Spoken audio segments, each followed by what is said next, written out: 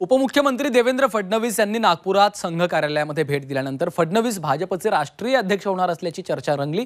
मात्र फडणवीसांनी या चर्चा फेटाळल्यानंतरही संघ पदाधिकाऱ्यांच्या त्यांच्या भेटी मात्र या चर्चांना बळ देणाऱ्या ठरत आहेत। अध्यक्ष बनाल अशी चर्चा गेले काही दिवस राजकारणात ही चर्चा केवळ माध्यमांनी सुरू केलेली चर्चा आहे आणि ती माध्यमांमध्येच आहे।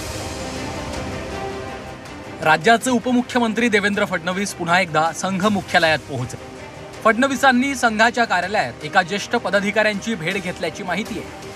फडणवीस हे भाजपचे राष्ट्रीय अध्यक्ष होणार असल्याच्या चर्चा रंगल्या होत्या, त्याला फडणवीसांनीच पूर्णविराम दिला। तर फडणवीस पुन्हा एकदा संघाच्या कार्यालयात पोहोचल्यानं चर्चा नव्यानं सुरू झाल्या।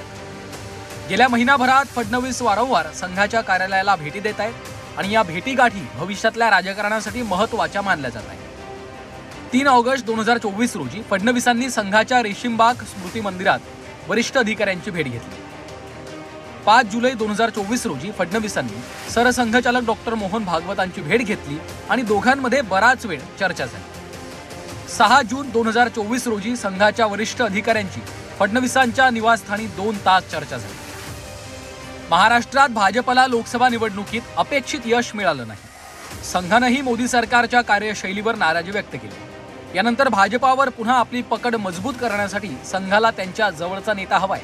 त्यामुळेच संघाच्या मर्जीतील फडणवीस यांच्या दिल्लीत जाण्याच्या चर्चा वारंवार रंगतायत। अमर काणे, झी 24 तास, नागपूर।